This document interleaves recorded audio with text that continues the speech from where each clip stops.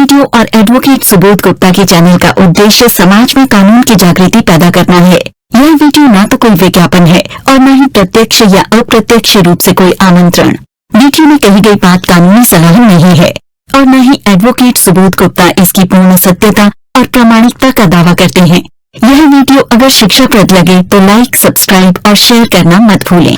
जय हिंद। दोस्तों, यदि आप दिल्ली में नहीं रहते और दिल्ली में आपका कोई मुकदमा चल रहा है या दिल्ली की किसी अदालत से आपको कोई नोटिस या सम्मन प्राप्त हुआ है कि आपको इस तारीख को कोर्ट में अपीयर होना है और दिल्ली में या तो आप लोग आए नहीं हो या आए भी हो तो यहाँ की अदालतें कैसे काम करती हैं इसके बारे में ज़्यादा आप वाकिफ़ नहीं हो, तो इस वीडियो को अगर आप देखेंगे तो आपको कुछ बेसिक जानकारी, जो कि है तो सामान्य जानकारी उन लोगों के लिए जो दिल्ली में रहते हैं उन्हें ये पता ही होती है, परंतु क्योंकि आप दिल्ली में नहीं रहते तो आप इन जानकारियों को अगर समझ लेंगे तो आपको अपना केस लड़ने में थोड़ी सुविधा हो जाएगी। दोस्तों, सबसे पहले बात करते हैं भाषा की।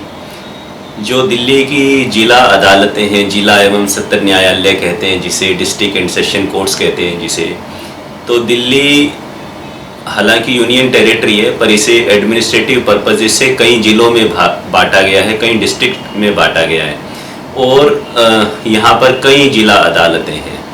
तो डिपेंडिंग अपॉन कि कॉज ऑफ एक्शन कहाँ था या घटना कहाँ घटी, एक particular district and session court में जो भी रिलेवेंट कोर्ट है उसके अंदर केस फाइल होता है। तो जितनी भी डिस्ट्रिक्ट एंड सेशन कोर्ट्स हैं दिल्ली के अंदर, उनमें अमूमन आम तौर पे जो प्लीडिंग्स होती है, यानी आप कोर्ट को लिख के जो देते हो, जो कोर्ट केस होता है, कंप्लेंट होता है, केस जिसे साधारण भाषा में बोलते हैं, वो इंग्लिश में ही लिख के दिया जाता है। तो आम तौर पे दिल्ली में ये प्रचलन है, ये रिवाज है, ये कस्टम है कि सारा काम जो हम जज साहब को लिख के कोर्ट को देते हैं आम तौर पर इंग्लिश में ही होता है। जहाँ तक बात है कोर्ट में बात करने की, तो आपको या आपके वकील साहब को अगर जज साहब से बात करनी है तो दोनों ही लैंग्वेज का प्रयोग कोर्ट में किया जाता है, इंग्लिश का भी किया जाता है और हिंदी का भी किया जाता है। तो मिक्स यूज़ होता है हिंदी और इंग्लिश का। अगर आप प्योरली इंग्लिश बोल रहे हैं तो भी कोई आपत्ति नहीं है, प्योरली आप हिंदी बोल रहे हैं तो भी कोई आपत्ति नहीं है कोर्ट को।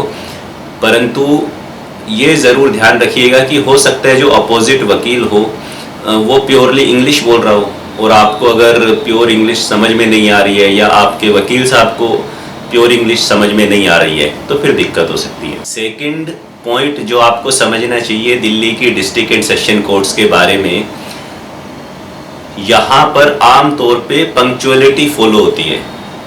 10 बजे अगर कोर्ट स्टार्ट होती है तो मैंने खुद अपने अनुभव से देखा है कि 90% ऑफ द टाइम्स जज साहब ठीक 10 बजे आके अपना आसन ग्रहण कर लेंगे और कोर्ट की प्रोसीडिंग शुरू हो जाएगी।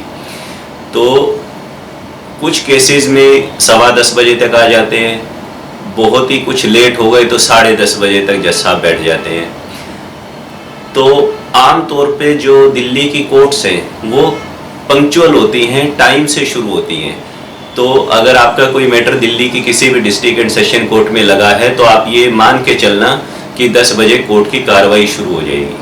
थर्ड बात दोस्तों ये है कि जो कॉज लिस्ट होती है, कॉज लिस्ट का मतलब होता है कि आइटम किस किस सीरियल में कॉल किए जाएंगे, केस फलाना वर्सेस ढिमकाना, A versus B, C versus D. तो ये लिस्ट पहले ही बनी होती है और कोर्ट रूम जो है उसके बाहर ये चिपकी होती है और उस पर सीरियल नंबर लगे होते हैं। तो उस सीरियल नंबर के हिसाब से ही 10 बजे कॉलिंग होना शुरू हो जाती है आइटम्स की। जो पहले नंबर पे केस है उसकी आवाज़ लगती है, फिर दूसरे की, तीसरे की, चौथे की, पाँचवें की। आप आए या आप नहीं आए, सीरियल नंबर से आवाज़ लगती है।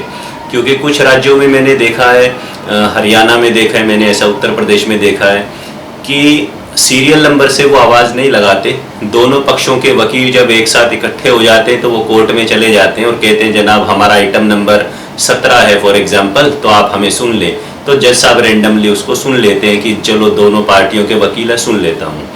तो कोई कभी चला रहा है, कोई कभी चला रहा है। ऐसा दिल्ली की डिस्ट्रिक्ट एंड सेशन कोर्ट्स में नहीं होता। यहाँ 10 बजे आइटम कॉलिंग होना शुरू हो जाएगी और वो सीरियली कॉल करेंगे। अगर आप या आपके वकील, आपका आइटम नंबर निकल गया, उस समय नहीं है, तो आपकी एब्सेंट लग जाएगी।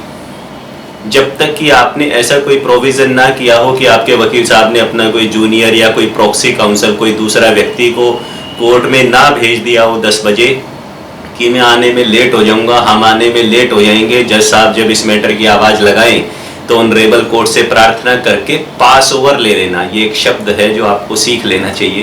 पास ओवर का मतलब होता है कि थोड़े समय के लिए इस मैटर को टाल दें, आधे घंटे के लिए या 1 घंटे के लिए। तो जज साहब चाहेंगे तो उसे पास ओवर दे देंगे, यानी मैं आधे घंटे बाद दोबारा इस आइटम को कॉल कर लूँगा, तब तक आप आ जाना।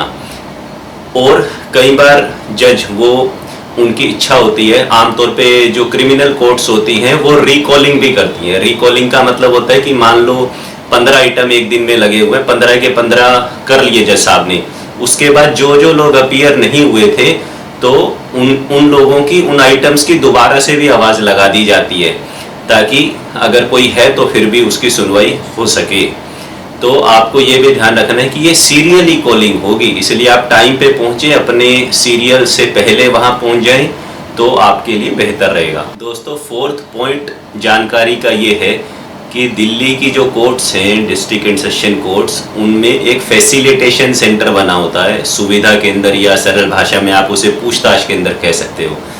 तो अगर आपको पता नहीं है कि जज साहब का रूम नंबर क्या है, कोर्ट नंबर कौन सा है, या आपको और भी किसी तरह की कोई भी जानकारी चाहिए, तो आप सीधा कोर्ट कॉम्प्लेक्स में जाने के बाद उस फैसिलिटेशन सेंटर में जा सकते हो, उस सुविधा केंद्र में जा सकते हो, पूछताछ कर सकते हो जो भी आपको जानना है।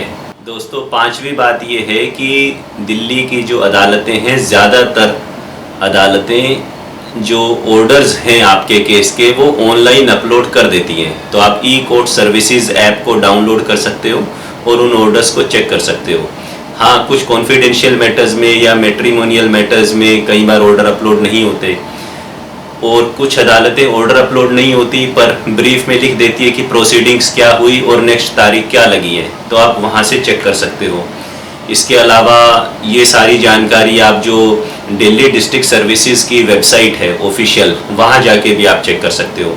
इसी तरह इन दोनों चीज़ों से, ऑनलाइन ऐप से और वेबसाइट से, आप और भी कई तरह की जानकारियाँ ले सकते हो। वेबसाइट से आप ये भी पता कर सकते हो कि कौन कौन से जज छुट्टी पे हैं।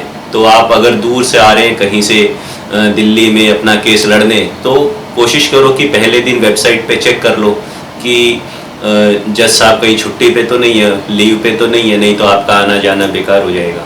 इसके अलावा भी दोस्तों, आप दिल्ली की जो कोर्ट्स हैं उनमें ऑनलाइन फाइलिंग कर सकते हैं। ऑनलाइन पोर्टल है फाइलिंग का। ऑनलाइन फाइलिंग करने के साथ साथ फिर उसकी फिजिकल या हार्ड कॉपी भी कोर्ट में सबमिट करनी पड़ती है। और आप वीडियो कॉन्फ्रेंसिंग के माध्यम से अपीयर भी हो सकते हो, क्योंकि आप दिल्ली में नहीं रहते हो, आप दूर रहते हो, आपके लिए मुश्किल हो सकता है दिल्ली आना। परंतु वीडियो कॉन्फ्रेंसिंग में अपीयर होने से पहले अच्छा रहेगा कि आप चेक कर लें कि ये जो कोर्ट है वीसी से सुनवाई कर भी रही है या नहीं कर रही है, क्योंकि कुछ कोर्ट्स सिर्फ फिजिकल हियरिंग करती हैं, कुछ डिजिटल कोर्ट्स हैं जो सिर्फ वीसी से हियरिंग करती हैं वीडियो कॉन्फ्रेंसिंग के ज़रिए से, और कुछ को कोर्ट हाइब्रिड मोड में काम करती हैं, यानी फिजिकल भी आप अपीयर हो सकते हो और वीसी से भी आप अपीयर हो सकते हो। दोस्तों, अंतिम बात करूँगा कि दिल्ली में तारीखें कितने समय के बाद लगती हैं, तो इसके मल्टीपल फैक्टर हैं, इसका कोई फिक्स उत्तर तो नहीं दिया जा सकता। आम तौर पर मैंने देखा है कि लगभग 2.5-3 महीने या 3-4 महीनों की तारीख पड़ती है आम तौर पे। तो लेकिन ऐसा कोई फॉर्मूला नहीं है, मैं फिर से रिपीट कर रहा हूँ। जज साहब चाहें तो 15 दिन के बाद की भी तारीख लगा देंगे, 1 महीने बाद की भी लगा देंगे, वो चाहें तो 6 महीने बाद की भी तारीख लगा देंगे। ये जज साहब की पर्सनल नेचर पे बहुत कुछ डिपेंड करता है। कुछ जजेस को मैंने देखा है वो बहुत ही सख्त होते हैं तारीख देने के मामले में, फालतू में एडजमेंट नहीं देंगे। अगर तारीख पे काम नहीं हुआ तो वो नाराज़ हो जाते हैं, वो कोस्ट भी लगा सकते हैं, यानी फ़ाइन लगा सकते हैं अगर आपने फालतू में मांगा। आपका अगर कोई राइट बनता था कुछ करने का कोर्ट में, उस राइट को ख़त्म कर सकते हैं अगर फालतू में तारीख मांगी।